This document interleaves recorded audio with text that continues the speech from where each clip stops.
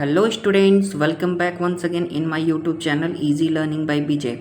How you all are? I hope you all are doing well.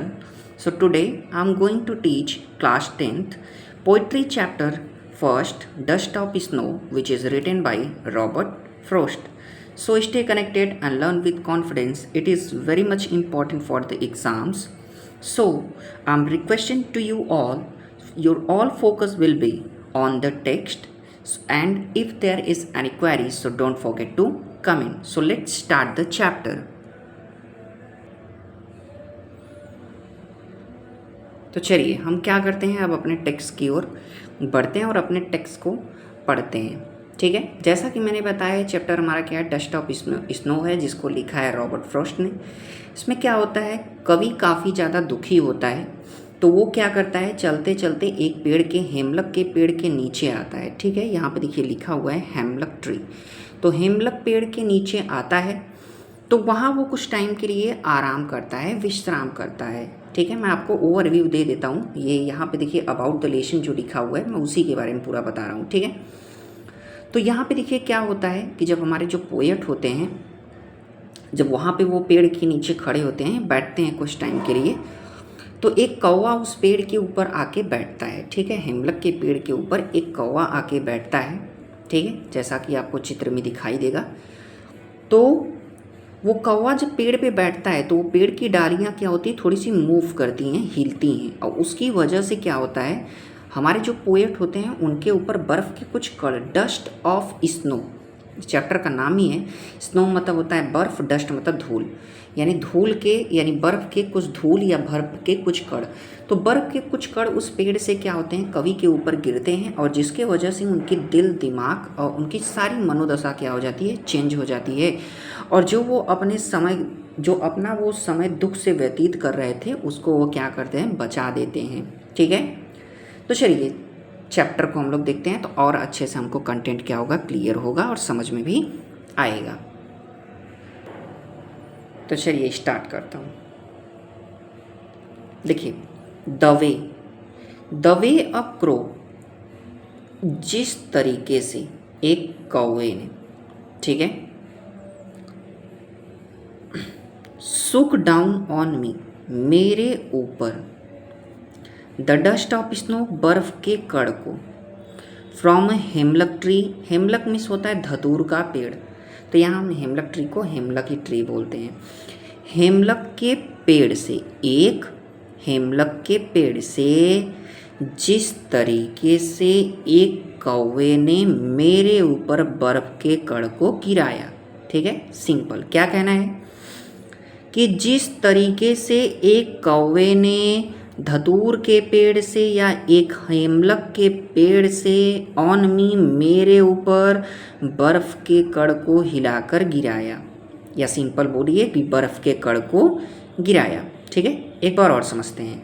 क्या, जिस तरीके से एक कौवे ने हेमलक के पेड़ से मेरे ऊपर, ऑन मी, मेरे ऊपर बर्फ़ के कणों को गिराया। ठीक है, आप समझ में आया? चलिए तो फिर क्या करते हैं, हम अपने नेक्स्ट स्लाइड पे चलते हैं। यानी इन्होंने बताया पहले में कि हेमलक के पेड़ से एक कौवे ने मेरे ऊपर क्या किया, बर्फ़ के कण को गिराया। अब देखिए उससे होता क्या है, हैज गिवन माई हार्ट, जिसने मेरे हृदय को, ठीक है, a change of mood, mood मतलब मनोदशा, जिसने मेरे हृदय और मनोदशा को बदल के रख दिया। ठीक है, चेंज कर दिया यानी बदल दिया। हैज़ गिवन माई हार्ट, जिसने मेरे हृदय और मूड, मस्तिष्क को बदल के रख दिया। ठीक है, फिर उसके बाद में एंड और, सेव्ड सम पार्ट, और कुछ हिस्से को भी बचा दिया। किस हिस्से को बचा दिया वो मैं अगली लाइन पढ़ूंगा तो आपको समझ में आ जाएगा। देखिए, ऑफ अ डे, एक दिन के, आई हैड र्यूड, जिसे मैं क्या कर रहा था, दुखी से व्यतीत कर रहा था, या मैं और अपना वो दिन व्यतीत करता अभी आगे का, तो उसमें से मेरे कुछ हिस्से को बचा दिया उसने, यानी उस कौवे ने। ठीक है, तो एक बार और समझते हैं थोड़ा। क्या, हैज़ गिवन माई हर्ट, यानी जब उनके ऊपर वो बर्फ़ का कण गिरा तो उसने क्या किया, उनको क्या किया, कुछ नए चीज़ों को प्रदान किया, उनके हृदय को क्या किया, कुछ नया चीज़ प्रदान किया। क्या प्रदान किया, उनके मनोदशा को बदल के रख दिया। ठीक है, उनके हृदय को कुछ नई चीज़ प्रदान हुई। क्या प्रदान हुई, उनके मनोदशा को, मूड यानी मनोदशा को बदल के रख दिया। और दिन भर वो जो दिन में जितने टाइम दुखी थे और ज़्यादा जितना वो एक दिन में दुखी होते, उसमें से कुछ हिस्से को बचा दिया और वो काफ़ी ज़्यादा प्रसन्न हो गए, यानी हैप्पी हो गए। ठीक है, तो ये चैप्टर क्या थी, हमें छोटी, जैसा कि अपना उसमें हमें बताया गया है अबाउट द पोएम में, कि ये क्या है, सिंपल है, शॉर्टर है, बट इसकी गहराई काफ़ी ज़्यादा है। ठीक है, मैं आपको क्या करता हूँ, इसकी गहराई को बताता हूँ। कवि इसमें कहते हैं कि जैसे मान लीजिए कि हम किसी के कहे गए कुछ बातों से काफ़ी ज़्यादा निराश होते हैं, दुखी होते हैं। वो कौन होता है, कोई मनुष्य ही होता है, कोई आदमी ही होता है। तो उसके कहे गए बातों से हम क्या होते हैं, काफ़ी ज़्यादा निराश होते हैं।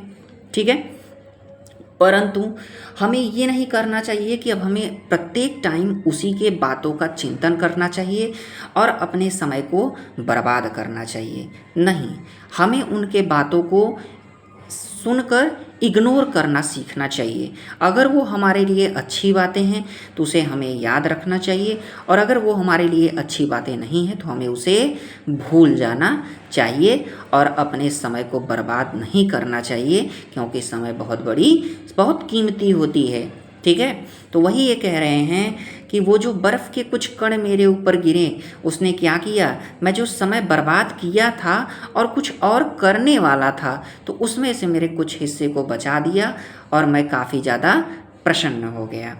ठीक है, तो अगर आपको मेरे कंटेंट और मेरे पढ़ाने का तरीका आपको अच्छा लगता है तो आप मेरे वीडियो को लाइक करना, सब्सक्राइब करना और बेल आइकन ऑन करना मत भूलिएगा, और अपने उन मित्रों के साथ भी शेयर कर दीजिएगा जिनको इनकी ज़रूरत है।